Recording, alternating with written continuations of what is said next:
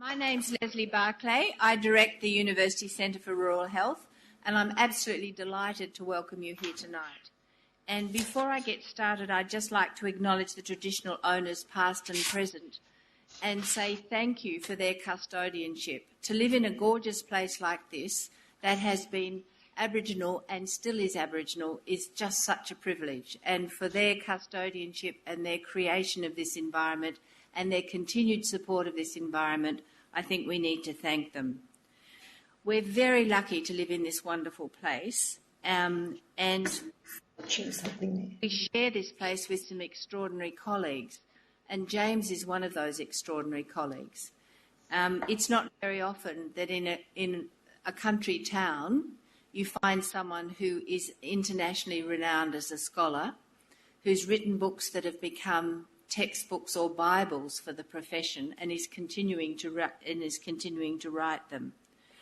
It's lovely to have a local who is of such high standing, and to have a local who in fact is embedded in their professional groups or in other groups in this town and in this region, and who is actually contributing, of course, nationally to a number of projects and a number of initiatives, particularly around peer group counselling for Aboriginal health, looking at supervision models for Aboriginal workers, and a variety of things that we wouldn't be able to do without his presence here.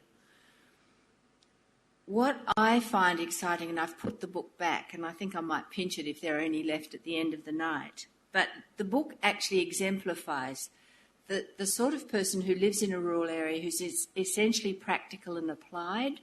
And what I love about the book is you pick it up, you don't want to put it down. I read it this morning at 5 o'clock, which is the only time I had to have a look at it, and I didn't want to stop, because there are exercises and reflections in it that are very, very engaging. And that's the sort of thing that actually works in a rural area, this level of engagement, practicality and application. We're not very good, and I've written this down, I'm not sure I should even say it, but country people do not like people who are up themselves.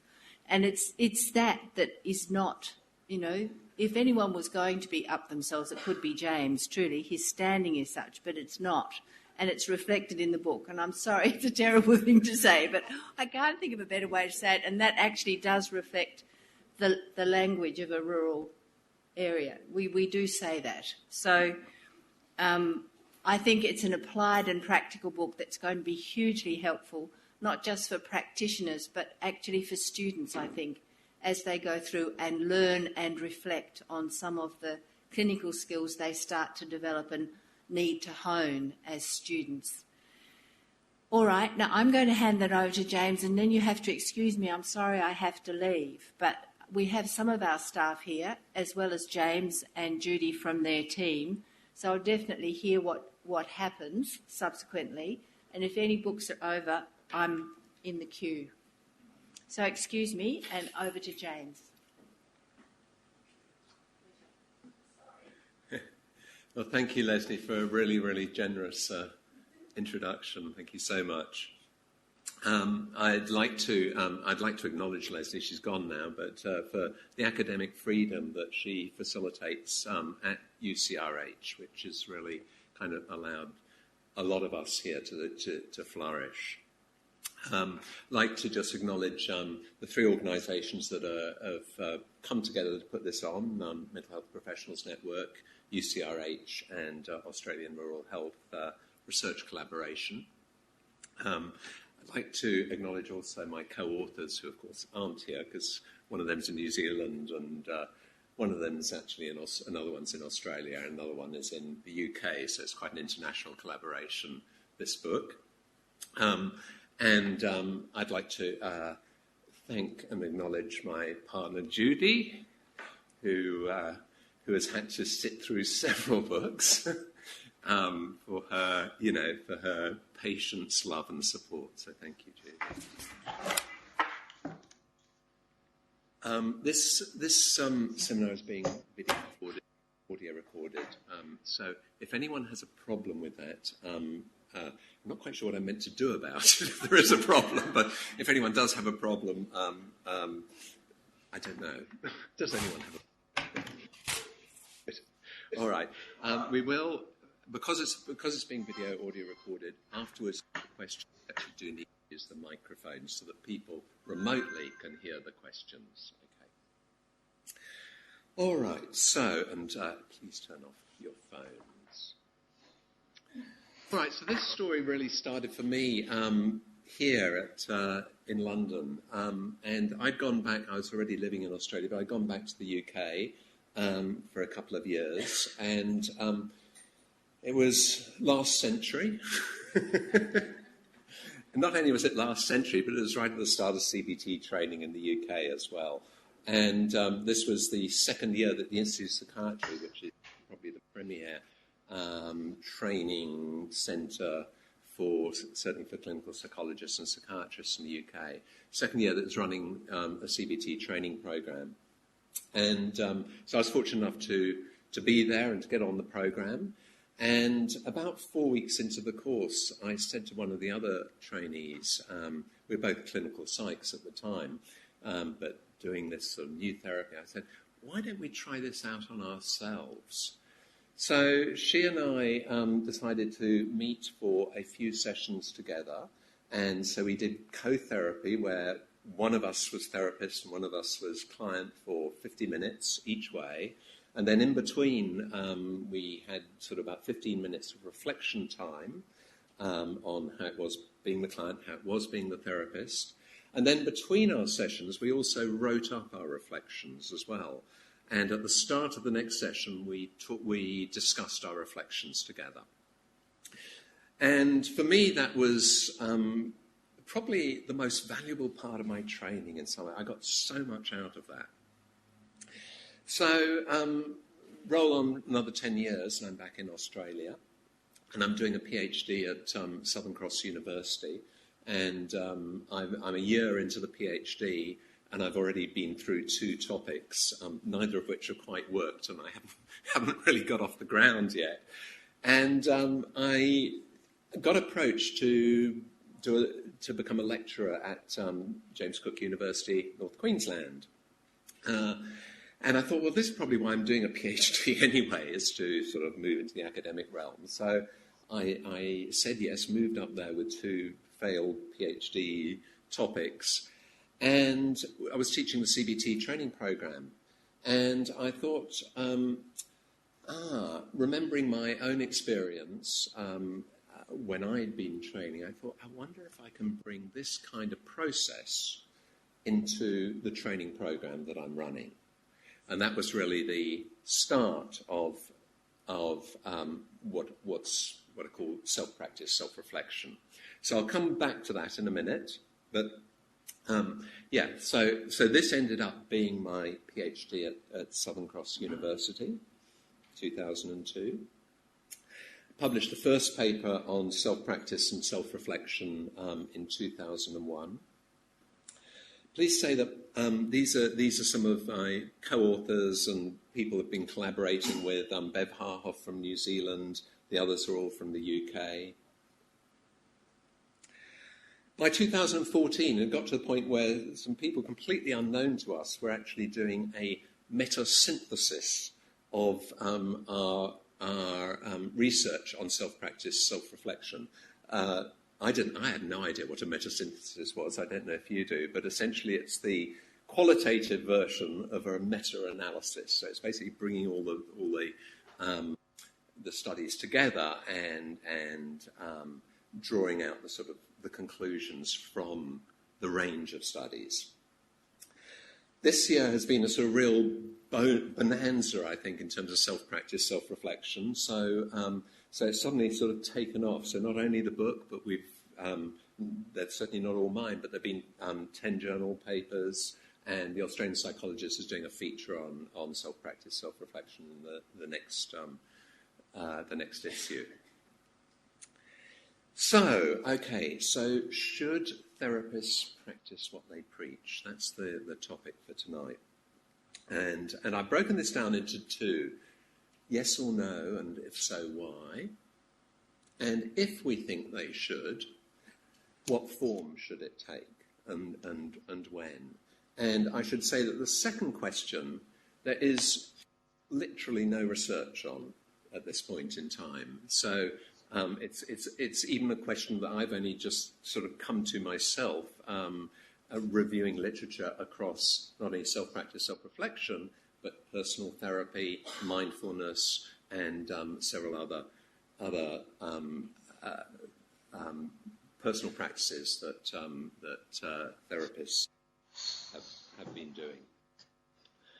Okay, so start off. So will practicing what they preach make therapists better therapists? So here I'm going to go two ways. First, talk about a bit of theory. So we'll get that out of the way early on in the talk. And then talk about the research. So here the issue is, how do therapists actually learn therapy? When I was writing up my PhD, I realised there was absolutely nothing in or almost nothing in the literature about this, about how therapists learn therapy skills. So part of my PhD actually became developing a model for therapists, for therapists learning therapy skills, and it came to be known as the appalling name, this, but Declarative Procedural Reflective Model, or DPR model. The one thing that was in the literature was a paper by a guy called Binder in 1999, who said the key thing about therapists learning therapy skills is to get from declarative knowledge to procedural skills, which basically means getting from books to skills in practice. And there is a gulf between those, a significant gulf, of course, because we can't just learn it from books and expect to be able to do it. So Binder talked about the kind of strategies you need to do, which is basically practice and feedback and role plays and so forth to get from declarative knowledge to procedural skills. I thought this was great, but there was something missing here, and I think you can probably guess what the missing bit was from the title. The thing is that therapists, certainly in CBT and in many other therapies, you get the basic techniques and the conceptual understandings under your belt fairly early on. So do you just, at that point in time, does nothing further happen? Do you not develop beyond that? Well, of course you develop beyond that. But how do you develop beyond that? You don't necessarily learn a whole set of new techniques. You might pick up bits and pieces as you go. There might be a new therapy that comes along, and you start bringing that into your work. But basically, how we go on learning is by reflecting on our experience. Yeah. So it's like, so if we've just done a session, how has doing this strategy worked for this patient under this condition at this point in therapy, and how does that compare with the last person I saw? So in other words, if we're going to learn from as we develop, then reflection is a key part of our learning. My favourite quote on this is, we can have 20 years of experience. With 20 years of experience, we can have 1 year of experience 20 times, or we can do reflection. So the reflective system became the third part of the DPR model, and seeing reflection as the way that we go on learning. And so that's become a bit of a thing for me, and various papers and book chapters and so forth on reflection. I guess that's part of my, certainly in CBT terms, contribution. I know that reflection's been around in other therapies for rather longer as a concept. So what I'm going to do is just sort of expand this model out a little more, just so that we get a sense of why personal practice might be important in terms of professional development. So when we come in to start to be therapists, we of course come in as people. We bring ourselves, And ourselves have some very long-standing and well-rehearsed skills and attitudes and beliefs and so forth. And we don't just leave them at the door, we bring them with us. And so when we start to develop, as it were, our therapist self, then we certainly are bringing our interpersonal skills, our attitudes, beliefs, and so forth.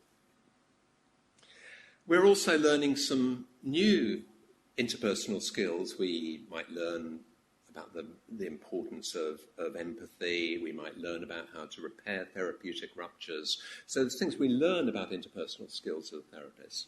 But so our interpersonal skills really come from both from our personal self and from our therapist learning.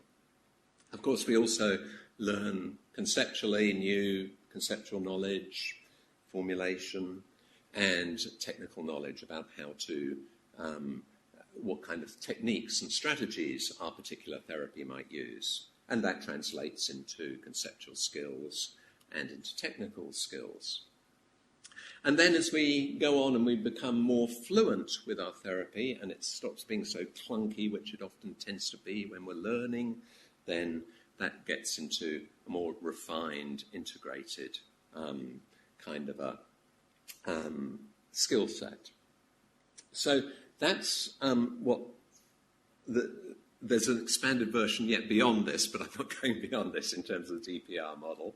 But this is why personal self looks like, therefore, it's got to be important in terms of therapist self.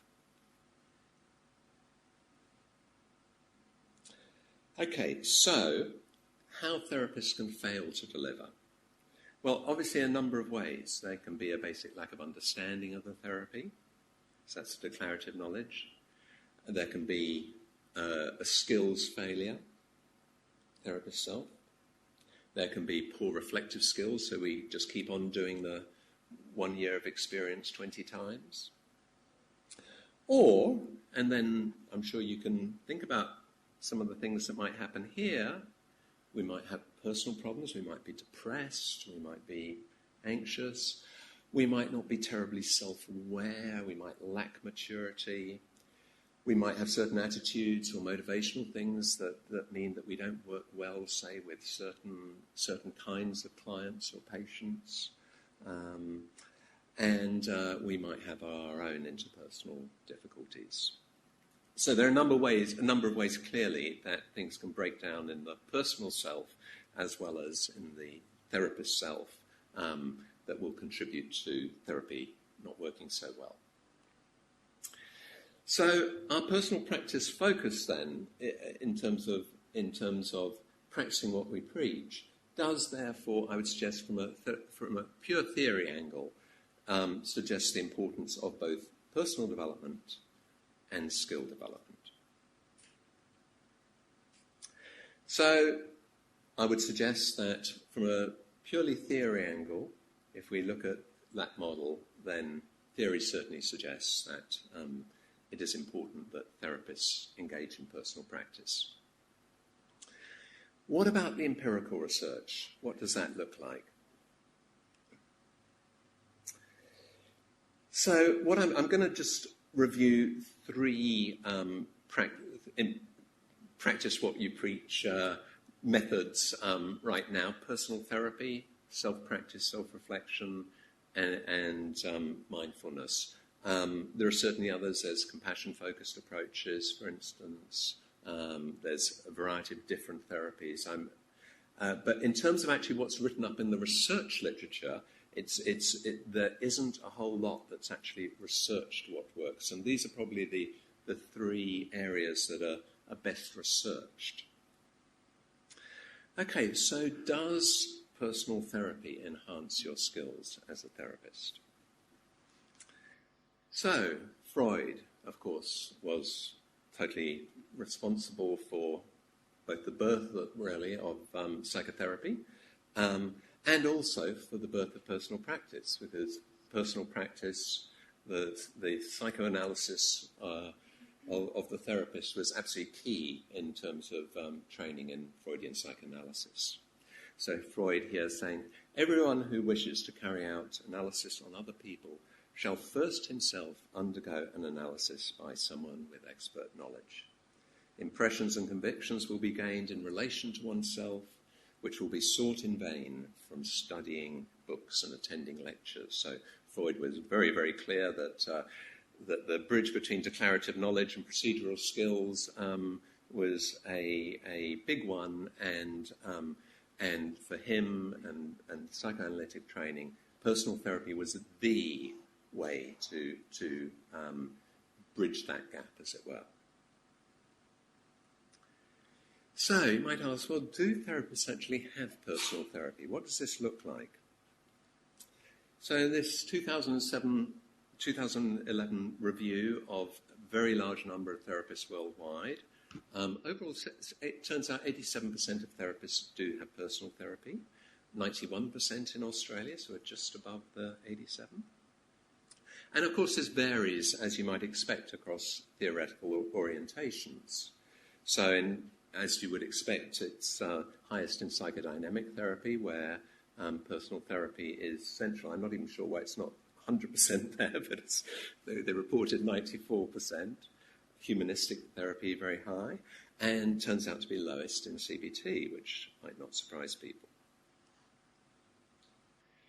CBT turns out to be variable across countries. So in the UK, it's as 56% of therapists. In Australia, it actually turns out to be 81% of therapists.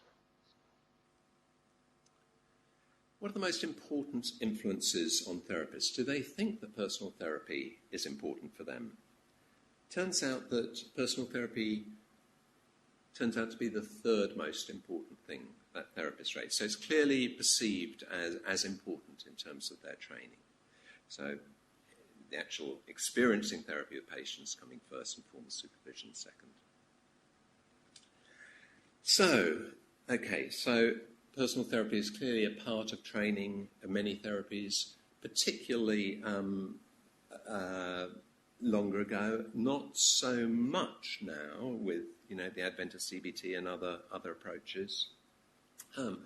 There's rather little empirical research on personal therapy, and almost all of it is on psychodynamic therapy up till the 1990s at least. And what I would say is that it's an incredibly difficult area to research, because basically if you're looking at skill development and you're looking at personal therapy going on for a significant period of time, then clearly there's all kinds of other influences that are going to influence skill development, not least actually your clinical experience with patients, not least going to workshops and other forms of learning. So it's methodologically extremely difficult area to research in, and so the kind of conclusions we can draw are really inferential and they're very subjective ultimately. The reasons that people enter personal therapy, personal growth and personal problems come up highest, and then training, and I suspect the training is very largely from the psychodynamic tradition. But I think it's interesting to note that personal growth and personal problems are actually higher for therapists. So in the reviews of personal therapy, these are the kinds of things that people have said. So there is some evidence that receipt of personal therapy is associated with therapist possession of supportive attributes such as empathy, warmth, acceptance, and genuineness. Whether these attributes can only be learned from personal therapy is debatable. Here's a more recent review. There are still few well-designed outcome studies which demonstrate that therapists who have experienced personal therapy are more experienced or efficient than those who have not, although some research shows self-reported evidence that it aids clinical practice, which may indirectly benefit clients through increased empathy and greater emphasis on the therapeutic relationship. Interestingly, there's quite a few reports of negative effects of personal therapy as well. This paper of Abilene in 1990, as you can see, 33% of trainees declaring personal therapy was not a satisfactory experience, and it probably had a negative influence on their clients. Other studies here. Personal therapy led to trainees' depression and an excessive preoccupation with self-exploration. Other negative outcomes, as you can see, inadequate resolution of problems and relationship difficulties, increased level of stress, and violations of confidentiality. So as you can see, there are also downsides to personal therapy as well. And obviously this depends on, who you're in therapy with as well. But I think it also depends on several other things, like when you get your personal therapy, at what point in time, whether it's enforced as part of a training and you have to go regardless, or whether it's something that you're doing voluntarily for your own benefit. So to summarise the research on personal therapy for therapists, the quality of evidence is poor. As I say, I don't think that's the researcher's fault. I think it's just the nature of the game. But most of it, much of it, if not all of it, is self-report. The main impact, I think, that comes out time and time again is interpersonal. So the gains appear to be in terms of empathy, warmth, genuineness, a kind of Rogerian variables in terms of therapeutic relationship. Interestingly, as I said, the main reasons that people give for going into personal therapy, the top two are personal. So personal growth, personal problems. And we really don't know from the literature at all, like, are there any therapies that actually work better for personal therapy than others? And is it, for instance, important to have a match between the therapy that you're training in and the therapy that you're getting from your therapist? We don't know. One thing I think is important to, and I'll come back to this because it is a key part of what I'm going to say, is for personal therapy, by and large, there is no explicit linkage from the personal to the professional. So, for instance, in most trainings, you going to your personal therapist is kept completely distinct from your academic training. And so, for very good confidentiality reasons, there is no linkage between your personal therapist and your academic institution, your lecturers or whatever. Not only that, but when we go to personal therapy, we do go, it looks like mainly for our own personal benefit. So we are not explicitly making that bridge between, so what does my experience mean for my clients for when I'm doing therapy? We might be over time sort of drawing conclusions, but what I'm saying is it's not part of the training as such. Okay, so self-practice, self-reflection. So this is where I've been embedded for the last 17 odd years. And where I started off when I went up to James Cook University was I'd had my own experience I told you about, but also by then there were a few prominent cognitive therapists, CBT therapists, who were saying things like this: your growth as a cognitive therapist will be enhanced if you start applying the tools described in this book to yourself. Or Christine Podesky, to fully understand the process of the therapy, there is no substitute for using cognitive therapy methods on oneself. So, emboldened by these luminaries in the CBT field, I developed what are called self-practice, self-reflection, which basically took one of two forms, but the one we've done much most work on is the workbook form, which is what we've just published. What I done, the pairs form was actually what I did, of course, in training, co-therapy pairs, as it were. A key part of self-practice, self-reflection is not only practicing the techniques on yourself, but then reflecting on the experience. And not just kind of going over in your head, but doing written reflections. And we make this explicit bridge in doing the written reflections. So we cue people with questions. So first of all, you reflect on yourself. What was my experience? What are the implications for myself? But then you've got the bridge. What are the implications for my work with clients? And what are the implications for my understanding of theory? And so that's the sort of basis of self-practice, self-reflection. And we're very clear that the purpose of it is skills training. And that's what it was developed for. If there are personal benefits from it, great. If there are personal insights, great. And there absolutely turn out to be. But whereas personal therapy, the focus is on the personal self, our major focus is on skills development. Okay, so we've developed over the years a variety of workbooks. They typically look about 6 to 12 modules. You focus on a professional issue or a personal issue, and we absolutely have a recommendation there for trainees. Pitch it at the professional issue. So typically that's lack of confidence as a therapist when I'm training. That's the archetypal one. For more experienced therapists, we suggest, yeah, sure, focus on a personal issue if you want to do so.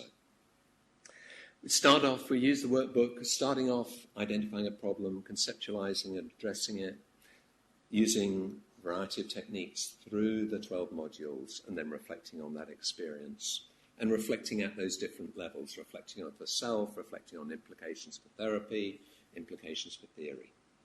Written reflections being key. And then we have a process of shared group reflections as well. And typically that's online. So that's sort of by blogs or online discussion forums. That's how we do it. And that can be anonymous as well. Some groups actually choose not to be anonymous, but that's their choice. And we really put the choice for all these things into the hands of the group. One very good thing about having a group is that you then get to see that I might have this experience with this technique. It might not work for me at all, but hey, actually it's working for other people. And so it takes you out of just a sort of very self-focused way of processing your experience. We make an absolute distinction between reflections in the private domain and the public domain. So public domain reflections about reflection on the process, but not on the content. So it's not about, you don't write down your negative automatic thoughts, I'm a complete failure in public domain and what you did about them. Rather you write, okay, my experience of doing a behavioural experiment or doing an activity schedule or whatever it is was that this worked, it didn't work, and why it didn't work, and this was... And sometimes some groups will have face-to-face meetings. So we found very consistent results across 6 different countries now, and also across a whole range of participants, from clinical psych students to allied health professionals to highly experienced CBT therapists, supervisors, undergraduate counselling program, and so forth. And what we find is that, first of all, of course, the reflection side of it really ticks the box in terms of the reflective system. If they're early in the process of training, then their declarative knowledge is really, they report sort of is advanced. If they're later in the process of training, then clearly it's more around skills. And also, people do consistently actually report personal benefit. So this is the kind of thing that people say. So I feel I've taken away so many important things, but having experienced therapy has deepened my understanding of the importance of a good therapeutic alliance, collaboration, interest, trust, acceptance, compassion, empathic attunement. So I'm more understanding of clients not doing their homework, which of course is part of CBT, because I wasn't very good at it either. And by the second week, I had a really hard time keeping up with the writing of thoughts.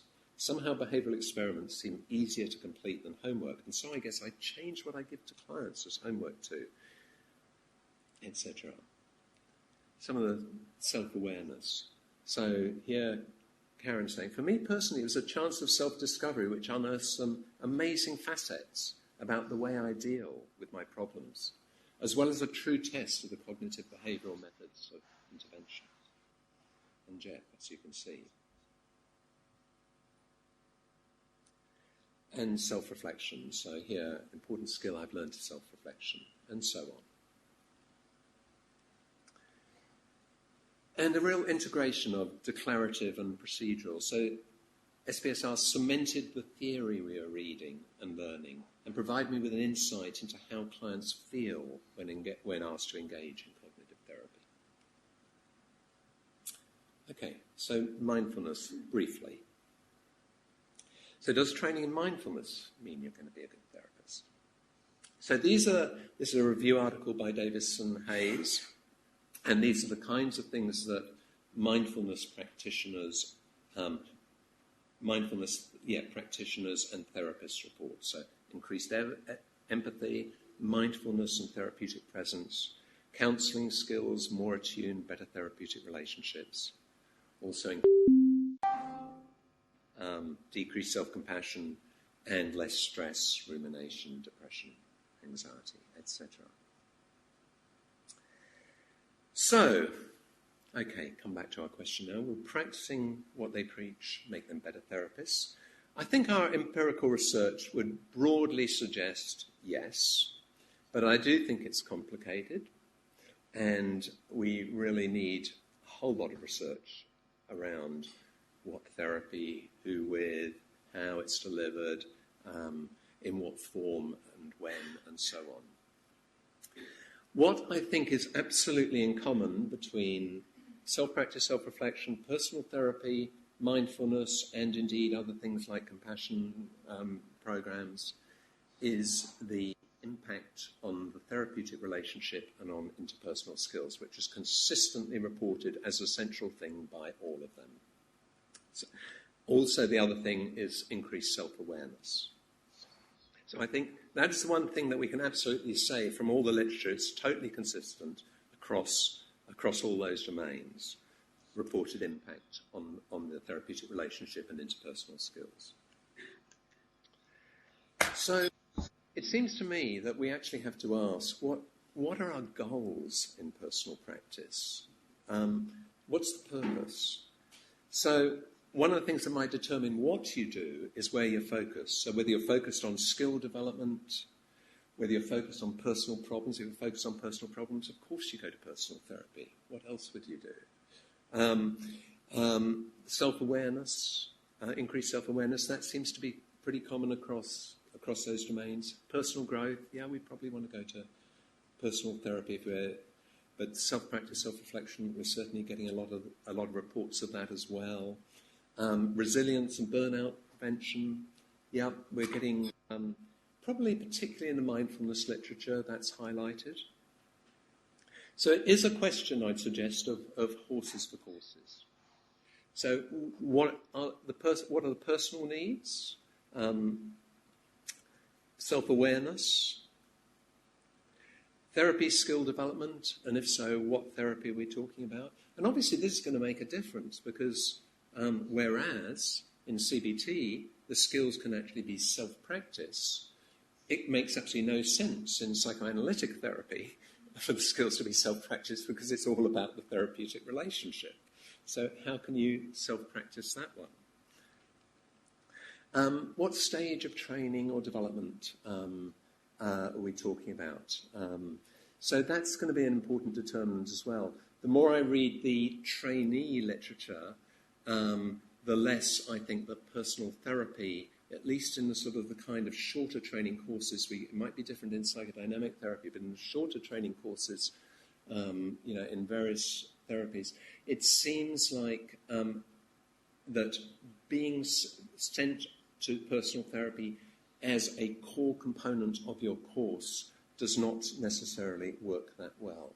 And so, for instance, the British Association of Counsellors have actually now taken that out of the criteria for the training of counsellors, at least during this training. What clients you're working with is probably another thing that's very relevant. If you're working with people with, where the therapeutic relationship is going to be really sort of complex and fundamental, probably, engaging in your own personal practice is going to be really important alongside it. And how much, as I was saying earlier there, how much concurrent stress or available time you have gets to be another important thing, I think, particularly for trainees, and I'm very aware of that on training programs. They're very stressed as it is. Putting in other things can actually add to the stress rather than take it away. So I'd suggest that broadly, personal therapy and mindfulness are more embedded in the personal self, as it were. SPSR probably more fundamentally in the therapist's self. And of course, both impact on both. Just coming back finally to SPSR and just focusing on that for a second. One of the unique features of SPSR is that you're in the role of both client and therapist when you're doing SPSR. So you actually have to have both hats on because you're experiencing the therapy, as it were, but you're also giving yourself the therapy and the self-help. So here we have such a person, and that's the personal self, and that's the therapist self there. The other thing about SPSR is we explicitly build in this bridge via self-reflection between the personal self and the therapist self. So here our client, oh no, I've got a screw loose. His personal self-reflection is, what's my experience? How do I understand it? But then the therapist's self-reflection, which we make the bridge to, is what are the implications of my work with clients and for Frankenstein therapy theory. I'd suggest that SPSR is going to be useful in terms of skill development and training, for instance, at universities and university programs, and certainly it's been heartening to have several universities now approach us and say, yeah, we really want to use the workbook for that. But we've also used it with experienced, highly experienced supervisors, and just shifting the goalpost slightly, and particularly with them focusing on the personal rather than professional. That's also proved extremely valuable for them. In terms of costs, SPSR I think is a low-cost thing compared with personal therapy, clearly, and in terms of time, relatively low cost. So this was final slide. This is what I wrote, or a group of us wrote in 2003, and I think it absolutely holds as much now, in my view, as then. So, as a training technique, our experience suggests that SPSR may represent a useful middle path between personal therapy and no experiential work, which is acceptable to institutions, practitioners, and students. SPSR may provide a safe, controlled alternative to personal therapy, which maximises the benefits of personal experiential work and self-reflection for therapist development, while containing it within the context of training and academic courses. Okay, and I'll finish there. Thank you.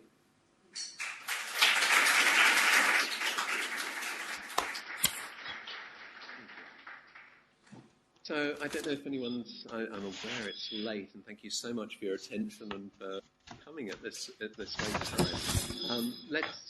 There's sort of 2 or 3 questions maybe. If there are, then we'll use the microphone.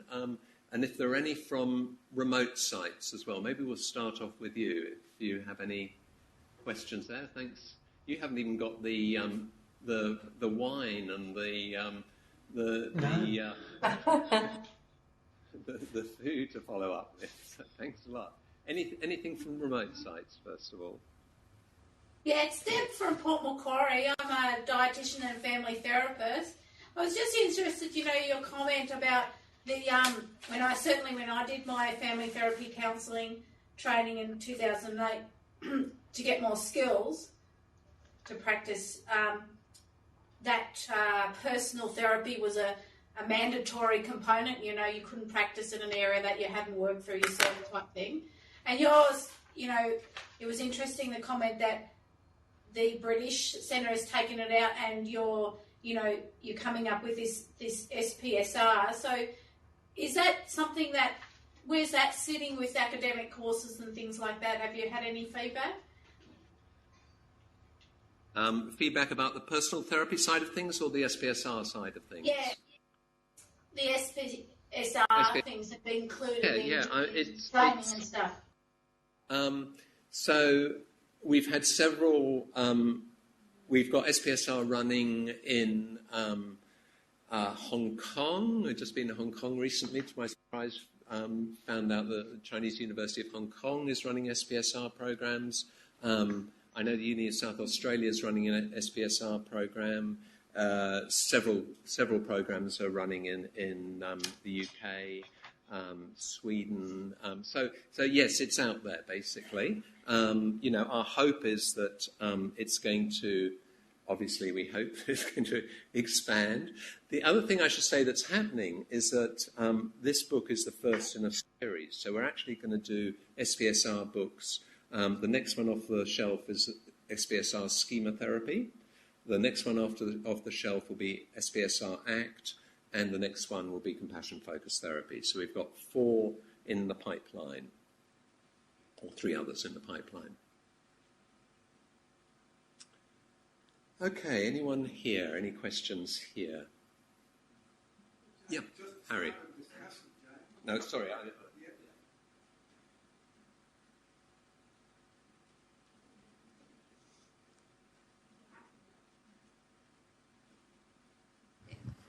How's that?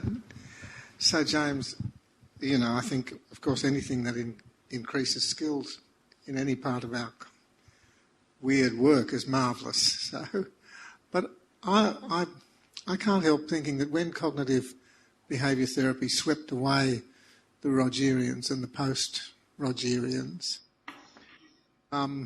everybody still agreed that empathy, warmth and genuineness were sort of what it was all about. And Rogers, as far as I can remember, he didn't talk a lot about whether you needed therapy to do the EW. You just needed to, repeat the last word the patient said with an upward inflection. Bad today? Yeah. But they had good results, the Rogerians, with empathy, warmth and genuineness. And there wasn't particularly supervision, but they all watched on videos and those sorts of things, people who were good at that stuff. I'm just wondering if, you could compare SPSR in some sort of interesting way with just the process of encouraging people to use empathy, warmth and genuineness, which what Rogers said was enough. And then the so-called evidence of the CBT people just swept it all away. Who paid whom what? Well, are you comparing a training process or are you comparing a therapy there? I mean, do you want to compare Rogerian therapy with CBT or with other therapies or a training process? Well, I think I'm talking about whether a training process such as SPSR would be any better than just watching somebody who was really good at empathy, warmth and genuineness. Yeah, oh, I see. Good. Thank you. That's a really good question. And the answer is, I mean, well, if I can go back to, I think to answer that, the best way to do that is to talk about the different ways that you learn skills. So basically, declarative knowledge, reading and lectures and supervision and so forth. The translation to procedural skills, modelling is absolutely key. So watching videos and so forth, plus it's not just a question of watching it, it's a question of then doing it. So role play then becomes fundamental. What SPSR and reflection, what self-experience and reflection add appears to be particularly in the interpersonal domain. So if you're getting, if you get enough through watching Rogers and other great therapists, through the modelling and then role-playing it, sure, I could see that that could be just as important and just as good a way. Except that it does seem that one thing that's not happening there is the personal therapy, is the personal self side of things. So we still have to address the personal self side of things. And we also have to make sure that we're building in reflective skills as well. Monica from Coffs Harbour.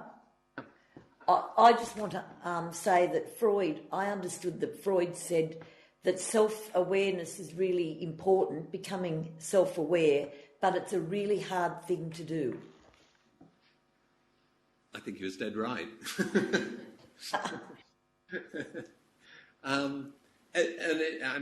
Yes, gosh, it's a very broad term, isn't it? And there's all kinds of levels at which we can become self-aware, and all kinds of depths. So absolutely, I think what all these personal practices do, though, is make people more self-aware. Don't ask me to talk about levels of self-awareness. I'd sort of have no idea, essentially, what I think that's a whole area in itself. But at least I think we can say about personal practice, as opposed to other forms, maybe, of training, as opposed to declarative knowledge learned by reading or whatever, personal practice tends to make us more self-aware.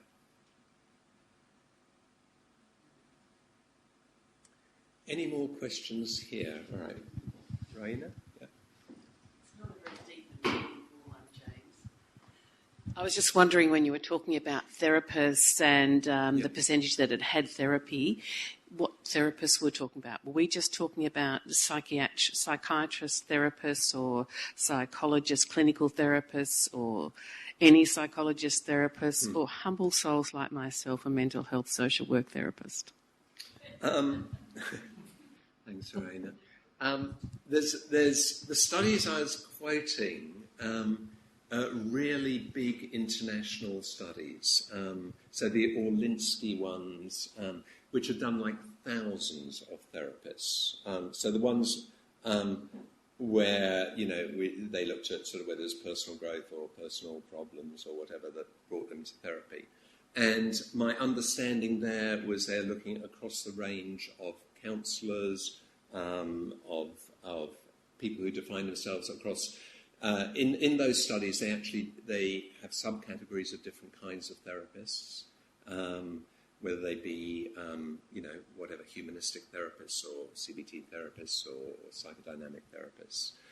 So those ones are very, very big studies. And then there are sort of much smaller studies with trainees and their experience of therapists. So I think we're and there's a lot of studies of counsellors, because counselling training, along with psychodynamic training, probably two of the key areas that have actually been researched in terms of impact of personal therapy.